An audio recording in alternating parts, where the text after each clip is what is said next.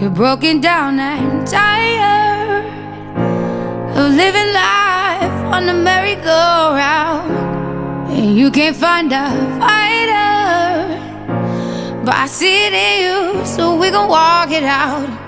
Move mountains, we gon' walk it out and move mountains.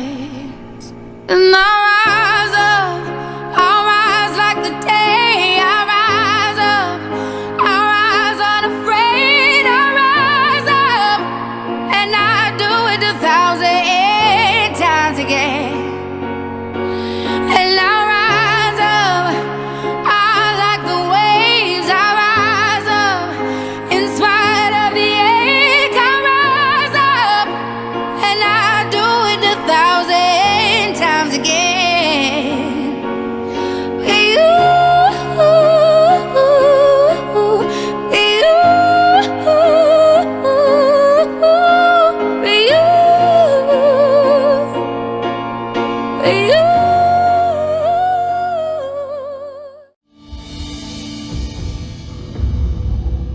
Please welcome Renee from Sydney.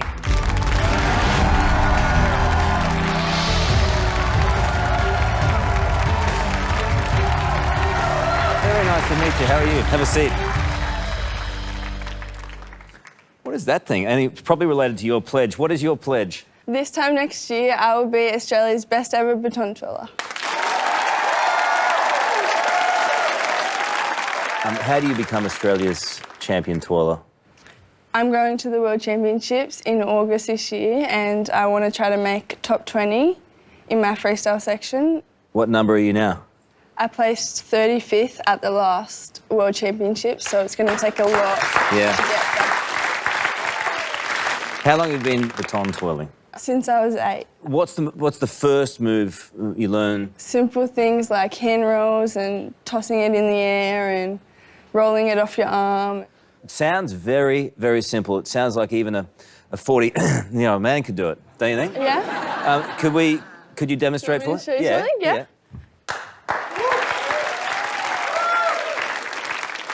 All right.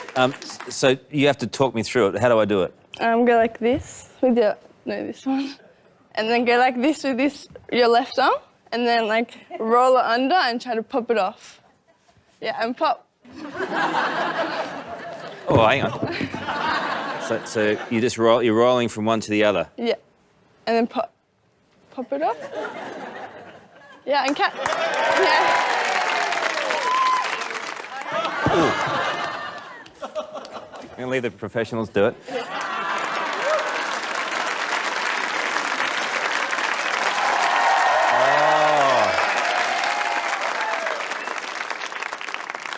Can you win with a simple trick like the one that I did? Sorry. What sort of trick do you need to do in order to win? There's things like my triple cartwheel.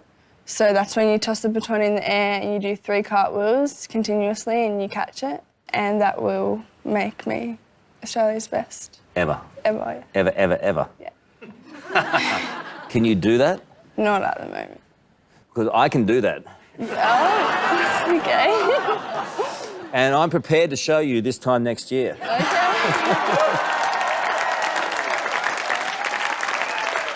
What is it you're going to do this time next year? This time next year, I will be Australia's best ever baton twirler.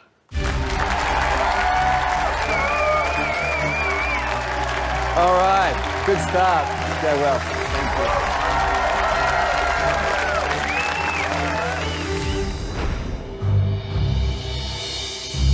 And go. 1, 2. So remember, we want to try and get more revolution on all your tosses. I've probably done over 50 triple cartwheels today and I'm pretty exhausted right now. Push. 2, 3. Jenna just come all the way from Canada to work with me.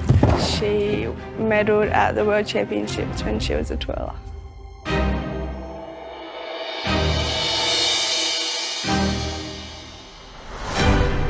How many more? We'll see how many more you have in you. How bad do you want it? It is extremely difficult to break into that top level at the World Championships because there's so many incredible baton twirling athletes from all over the world.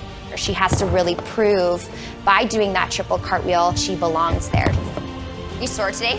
A little bit. A little bit? I'm most worried about not completing any of my tricks and not performing the best that I can when I get out there on the floor at Worlds.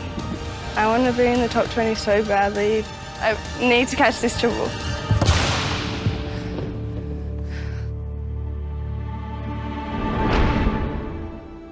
A triple cartwheel baton twirl catch.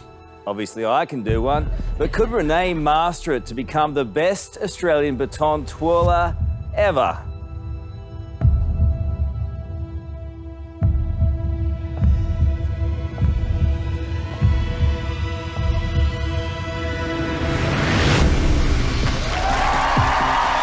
All right.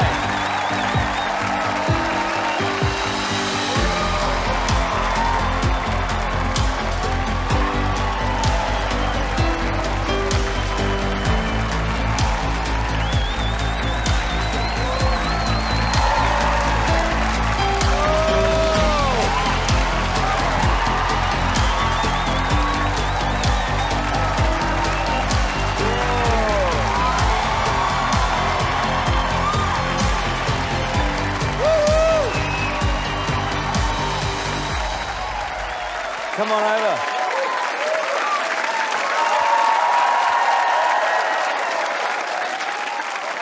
That was an entrance, huh? Yeah. Feel good? Yeah. Did you conquer the triple cartwheel twirl? Yes, I did, Carl. Your pledge was to be the best baton twirler in Australia. Did that happen? So at the World Championships, I came 22nd. I caught my triple cartwheel, which is something that no Australian has ever done. And I came back to Australia and I won the 2018 National Championships in Australia.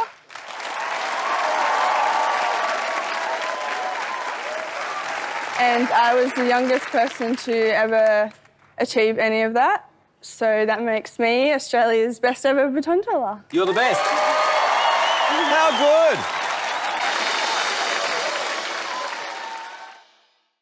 Just getting ready for record. So we're recording.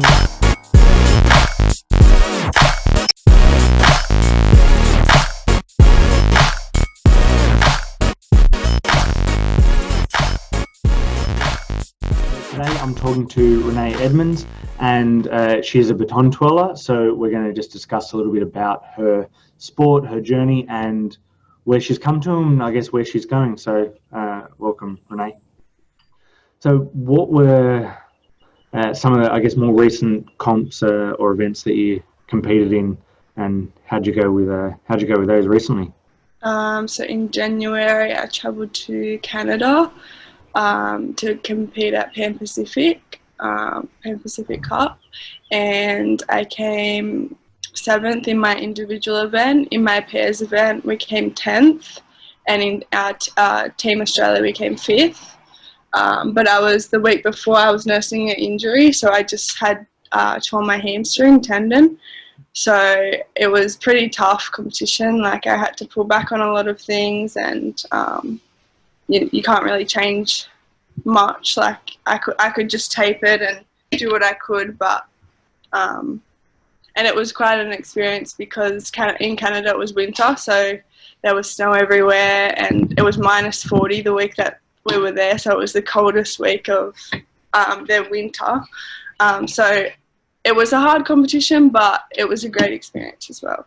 Yeah, so I guess what did you learn from that comp or some of the other comps that you've done as well? Like, was there anything you really took away from competing like that? Kind of when you get to the comp, all your physical prep is done. Like, I couldn't do much about the training I've done previously or the injury, or it was kind of a mental game when you get to the competition. It's very like, you can't change the position you're in physically. You can't make your trick harder. You've done all that you can. So I kind of learned to, implement some mental strategies right before the competition and during the competition, because I felt that I was like the physical component was a little bit out of my control. So it was a very mental game for me at that stage. What are some of the main benefits that you found to your training, whether it be strength training or training for your sport or other kinds? Like, what have been the biggest benefits that you've found from your training? Strength training, it kind of just makes you be able to perform the best you can. Like when you're in a competition, you have lots of outside pressure and other components. You've got judges, you've got an audience, you've got, you know, other competitors in your face, you've got all this other pressure, and to go out on the floor and being able to complete your routine and not being tired and feeling good afterwards because of that strength training has probably been really beneficial, and it helps you cope with all of those other components as well, to know that you're physically strong and fit to get through that routine. Yeah. Have you found the sport or training for the sport has given you any sort of more personal benefits? Kind of helps you time manage. You kind of have to block your time evenly, and it also has connected me to a lot of amazing people and given me the opportunity to travel to amazing places. You know, we've been to Sweden, we've been to America, we've been to Canada, and you connect with a lot of teammates and friends you make over the years. And yeah, I guess the mental thing as well is definitely a big thing. You can pass that on to other aspects of your life. So you've got a bit of a team around you. Like, who have been your biggest supporters through all of this? My coach Jane she taught me since I was little, and she's kind of brought me through the ranks. So she's been a big part of my life. My family has been really supportive. Just in the last year, we've been in contact with Mark Nash and Dale White, which are two American coaches. And at the last World Championships, they had the junior that won the World Championships was their athlete, and they choreographed your routine. So to be in contact with them has been really great over the last year, and they've really kind of pushed me to the next level. But my family and my coaches have definitely been one of the biggest support systems throughout everything. So where to from here? Like, what's the current step or the next step for you?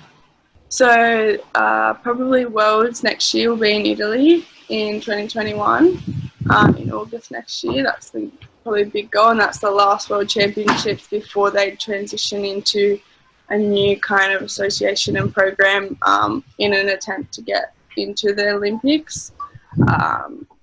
So that's going to be a big World Championships next year. And then after I finish school, hopefully I finish school, we'll be applying to a couple of colleges in America. And my dream would be to twirl in one of the big American colleges over there. Yeah, so getting yourself into a position where it's potentially a bigger sport. Yes, for sure. Yeah, so any advice for others wanting to be in a similar position to yours? I think love what you do. You have to be enjoying what you're doing to be successful. You have to be passionate about what you're doing, set goals, and it does take a lot of hard work, but you kind of have to sacrifice things in order to get where you want to be. Surround yourself with like-minded people and supportive people to get where you want to be and to achieve the goals that you want to achieve. Yeah, awesome. That's some pretty wise words. I think that's my wise beyond your years. Just like to thank Swanson Fit Clinic for giving me opportunities to put myself out there and to benefit me as an athlete.